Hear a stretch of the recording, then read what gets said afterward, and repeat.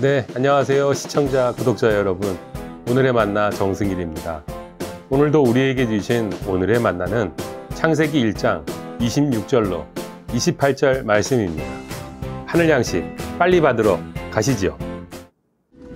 하나님이 이르시되 우리의 형상을 따라 우리의 모양대로 우리가 사람을 만들고 그들로 바다의 물고기와 하늘의 새와 가축과 온 땅과 땅에 기는 모든 것을 다스리게 하자. 하나님이 자기 형상 곧 하나님의 형상대로 사람을 창조하시되 남자와 여자를 창조하시고 하나님이 그들에게 복을 주시며 하나님이 그들에게 이르시되 생육하고 번성하여 땅에 충만하라. 땅을 정복하라. 바다의 물고기와 하늘의 새와 땅에 움직이는 모든 생물을 다스리라. 하나님은 사람을 창조하시고 복을 주시며 이렇게 말씀하셨습니다. 생육하고 번성하여 땅에 충만하라. 땅을 정복하라. 모든 생물을 다스리라. 하나님이 인간에게만 이렇게 명령하신 것은 인간만이 하나님의 형상으로 지어졌기 때문입니다. 우리를 하나님의 형상으로 지으시고 많은 복을 주시기 원하시는 하나님이 우리의 하나님이십니다. 오늘은 복에 관하여 말씀을 드리고자 합니다. 먼저 축복이라는 말의 의미를 알아볼까요? 이 말의 의미는 복을 빌다라는 뜻이지요. 그러니까 복과 축복은 분명히 다른 뜻입니다. 그래서 하나님이 축복 주신다라는 말은 하나님이 복을 주신다라고 해야 적절한 표현이 됩니다. 하나님은 복을 주시는 분이지 복을 빌어주시는 분이 아니기 때문입니다. 우리는 서로가 축복합니다 라고 하면 맞는 말입니다. 우리는 복을 주는 사람이 아니죠. 복을 빌어주는 사람입니다. 그럼 서로 축복하며 주신 말씀 속으로 바로 출발해 볼까요? 우리는 복을 아주 좋아합니다. 우리가 복을 좋아하는 것만큼 우리 하나님은 우리에게 복 주시기를 기뻐하시는 분입니다. 창세기 1장 2장의 창조 이야기에 보면 복을 주신다라는 표현이 반복적으로 등장합니다. 하나님이 그들에게 복을 주시며 이르시되 생육하고 번성하여 여러 바닷물에 충만하라. 새들도 땅에 번성하라 하시니라. 사람을 창조하시기 전에 창조하신 모든 생태계에 복을 주십니다. 하나님이 그들에게 복을 주시며 하나님이 그들에게 이르시되 생육하고 번성하여 땅에 충만하라. 땅을 정복하라. 움직이는 모든 생물을 다스리라 하시니 사람에게 복을 주십니다. 하나님이 그 일곱째 날을 복되게 하사 거룩하게 하셨으니 안식일을 복되게 하십니다. 우리 하나님은 창조의 과정에서 창조하시다 말고도 복을 주시고 사람까지 다 창조하시고도 복을 주시고 창조를 마치시고 안식하시는 그 시간에도 복을 주신 분이십니다. 이러한 복을 원복이라고 합니다. 그럼 원죄와 원복 중에 어느 것이 먼저 있었을까요? 한번 살펴보겠습니다. 한글 개역 성경 기준으로 죄라는 단어는 창세기 4장 7절에서 처음 사용됩니다. 그런데 복이라는 단어는 창세기 1장 22절에서 처음 사용됩니다. 죄 한참 이전에 복이 있었습니다. 우리는 본래 원죄를 가지고 태어나는 존재이기 이전에 원복 속에 태어나는 존재들입니다. 우리는 죄인으로 창조된 것이 아니라 복된 존재로 창조된 사람들입니다. 사람들이 스스로 복된 존재로 살아가는 것을 거부하고 망가져서 홍수로 심판을 받았을 때도 하나님은 생존자인 노아 가족들에게 생육하고 번성하여 땅에 충만하라고 복을 주셨습니다. 이어 인류를 구원하시려는 거대한 이야기를 시작하시면서 아브라함을 부르셨을 때 하나님은 이렇게 말씀하십니다. 내가 너로 큰 민족을 이루고 내게 복을 주어 내 이름을 창대하게 하리니 너는 복이 될지라. 이로써 하나님은 복 주시는 분이시며 모든 하나님의 사람에게는 하나님 주시는 복을 받아 세상에 복이 되는 사람들이라는 정체성이 부여되었습니다. 그렇다면 우리는 어떻게 복이 될 수 있을까요? 갈라디아서 6장의 말씀입니다. 여러분은 서로 남의 짐을 져 주십시오. 그렇게 하면 여러분은 그리스도의 법을 성취하실 것입니다. 선한 일을 하다가 낙심하지 맙시다. 지쳐서 넘어지지 아니하면 때가 이를 때 거두게 될 것입니다. 그러므로 기회가 있는 동안에 모든 사람에게 선한 일을 합시다. 특히 믿음의 식구들에게는 더욱 그렇게 합시다. 이 가르침을 압축하면 교회 공동체 안에서 서로 다른 사람들의 짐을 져줄 때 우리는 그리스도의 법을 성취한다는 것입니다.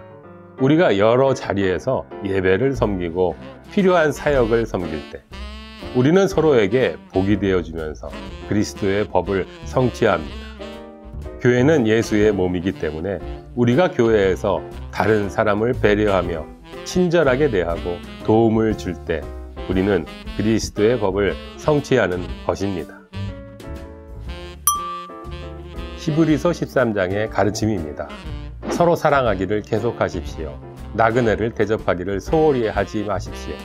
어떤 이들은 나그네를 대접하다가 자기들도 모르는 사이에 천사들을 대접하였습니다. 여기서 나그네를 대접한다는 것은 본질적으로 낯선 사람을 환대하는 것입니다. 성경과 기독교 영적 전통에서는 하나님께서 사람이 되셔서 우리를 구원하셨음을 진정으로 알아갈수록 낯선 사람을 환대하게 된다고 가르칩니다. 반대로 보면 낯선 사람을 환대하지 못하는 사람은 영적으로 성숙한 사람이라 말하기 어렵다는 의미가 됩니다. 서로가 비우고 낮추며 따뜻하게 친절하게 서로의 짐을 감당해주는 성숙한 사람으로 살아갈 때 우리는 서로에게 복이 됩니다. 프로야구 선수 양준혁 선수를 아실 것입니다. 양준혁 선수는 2010년 은퇴 당시 무려 18년 동안 2131회 경기에 출장해서 타점과 득점, 홈런, 최다 안타, 볼넷, 고의 사구 등 9개 분에서 1위라는 역대급 기록을 남겼습니다. 양신이라는 별명이 붙을 정도로 말이죠. 이 선수의 은퇴 직후에 인터뷰한 내용입니다. 기자는 이렇게 질문합니다. 이런 여러 기록 가운데 가장 애착이 가는 기록이 무엇입니까? 그때 양준혁 선수는 최다 4사구, 그러니까 몸에 맞는 공과 포볼을 합친 기록이라고 대답합니다. 4사구는 타수에도 포함되지 않고 타자에게는 가장 의미 없는 기록이라고 생각할 수도 있습니다. 하지만 내가 욕심을 부려서 스윙할 수 있는 상황도 많았지만 4사구로 1루에 나아가 내 뒤의 타자들에게 기회를 만들어주는 것이 더 의미 있다고 생각한 것입니다. 팀을 위해 참고 인내한다는 뚜렷한 목표가 있어야만 이것을 이뤄낼 수 있는 것입니다. 우리 스스로 자신을 비우고 낮추는 삶의 태도를 통해 다른 사람들을 살릴 수 있으면 참 좋겠습니다. 양준혁 선수의 4사구처럼 말이죠. 이렇게 자신을 스스로 비우고 낮추면서 다른 사람들을 높이고 살리는 삶, 그렇게 주변 사람들에게 복이 되었으면 참 좋겠습니다. 오늘 말씀의 관점에서 룻기의 주인공들을 생각해 봅니다. 나오미, 룻, 보아스. 시어머니 나오미는 며느리 롯을, 며느리 룻은 시어머니의 나오미를, 보아스는 불쌍한 여인 룻. 이들은 서로를 배려하면서 서로에게 복이 됩니다. 이렇게 모두가 행복해질 뿐 아니라 이들은 다윗, 예수로 이어지는 하나님의 구원 역사에 아주 중요한 연결고리를 담당하게 됩니다. 정말 위대한 일이 아닐 수 없죠. 이렇게 서로에게 복이 되어 살아갈 때 우리는 위대한 일들을 기대하며 살아갈 수 있습니다. 근대 선교의 아버지라 불리는 윌리엄 캐리는 말합니다. 하나님으로부터 위대한 일들을 기대하라. 하나님을 위해 위대한 일들을 시도하라. 하나님께서 우리를 위해 베풀어 주시는 위대한 일을 기대한다면 그 하나님을 위해 위대한 일을 시도해야 합니다.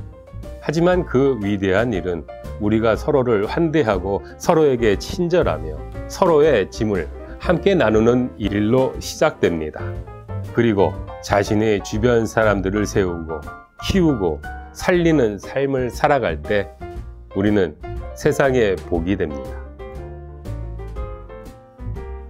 사랑하는 여러분, 오늘의 축복 레시피는 복에 대한 시편의 말씀으로 전합니다. 하나님께 가까이 있는 것이 나에게 복이니 내가 주 하나님을 나의 피난처로 삼고 주님께서 이루신 모든 일들을 전파하렵니다. 우리는 하나님께 가까이 하며 하나님을 피난처로 삼고 하나님께서 이루시는 모든 일들을 전파하는, 그렇게 복을 받아 복이 되는 존재로 살아가기를 주님의 이름으로 당신을 축복합니다.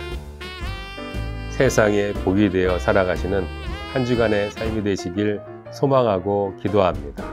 다음 주에 만나 뵐 때까지 건강하시고 행복하십시오. 감사합니다.